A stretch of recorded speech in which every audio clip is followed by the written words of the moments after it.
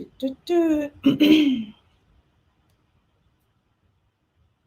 right, all right, all right.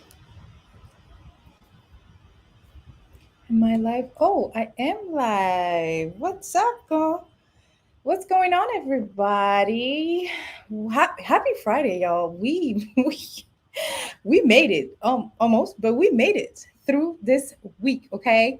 I wanted to hop on here for your daily trend breakdown. This is the Programmatically Correct. My name is Ellen Parker. Welcome, welcome.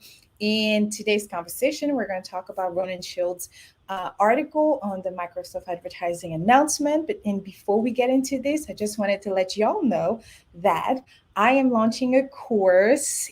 I think it's in less than 20 days now, February 22nd. February 22nd. The course will be available, and I'm teaching somebody with almost no advertising experience and no marketing experience how to take it from zero to finding a job, a lucrative job in our industry. So check out the reach and frequency live, reach and frequency live. And while you're at it, I would strongly recommend you also sign up to our waiting list for some additional like premium perks. Okay, now let's get into today's conversation, which is this. Okay, let's talk about this article by Ronan Shield, right? It's about the Microsoft ad revenue hitting 10 billions of dollars. That's billion with a big B, okay? For big, for boss. That's a bit. And he said, is it a sleeping giant about to wake? So this article is excellent. Okay, shout out to your girl. She was mentioned in here. Okay. But I want to highlight a few things. And for our friends in the digital marketing world that may not be as familiar with what's happening and why we should maybe pay attention to this announcement, let me just say this. Microsoft advertising has been maybe one of Google's kind of competitor. It owns quite a few things. It owns LinkedIn. It owns Bing Search, which is the second search engine that we have access to, or the third rather, because there's YouTube and then Google Search. So it's kind of a sleeping giant at the moment, only because we've been waiting for it with all of the updates. So it went through. Microsoft have gone through quite a few internal and external changes. They invested a lot in different technology. This article mentioned AppNexus. It mentions quite a few. It mentions the acquisition of Xandr, which is also another SSP. So for my friends that are not currently in programmatic advertising, that just means that this technology that is Microsoft, right? This giant is doing investment into technology that is going to help us become efficient as marketer. Why is it important, are you asking? Well, first of all, anything, any option additional to Google is a great opportunity for us to really maximize our advertising effort. Okay, so we shouldn't put all of our eggs into one basket that is Google. That's one.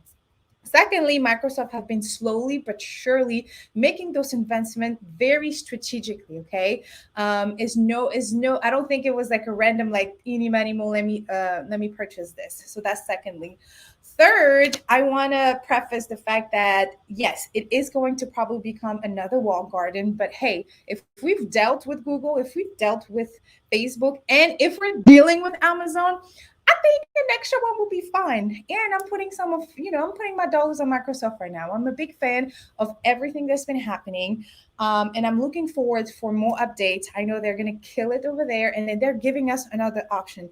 And lastly, I will say this before we end our little conversation today. Um, think about this. Think about this, right? Microsoft is a big proponent or a big supporter of the open internet. What does that mean, you ask? Well, the open internet is everything, like everywhere you are logging in right now, that does not require to pay to read or to log in. That's the open internet. Okay, actually I have a podcast coming out next week with Matthias, who's going to go over the open internet and privacy concern in the UK, I mean the EU in here. But in today's conversation, like for Microsoft, they're a big supporter of open internet. As a consumer, that's great because advertising is funding the open internet. So if you're thinking, well, privacy this, privacy that, yeah, there's always a bad apple into the bunch. But what Microsoft is really trying to support is making sure that consumer that actually just wants to consume content, okay, without having to purchase anything or share any information, that they can still do so.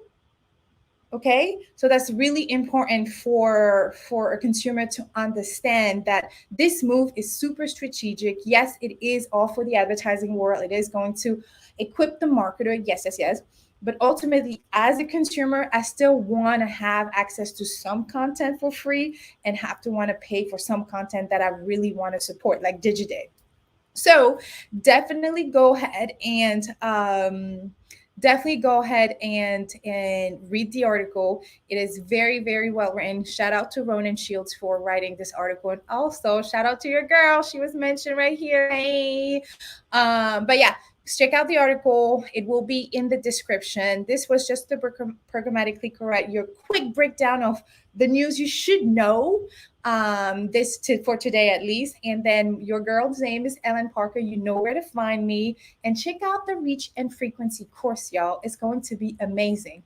Have a wonderful day, and just have a wonderful weekend. Take some time to just disconnect, unplug, to recharge, to practice self-care, and to practice self-development for yourself and for people around you. Okay, have a wonderful day.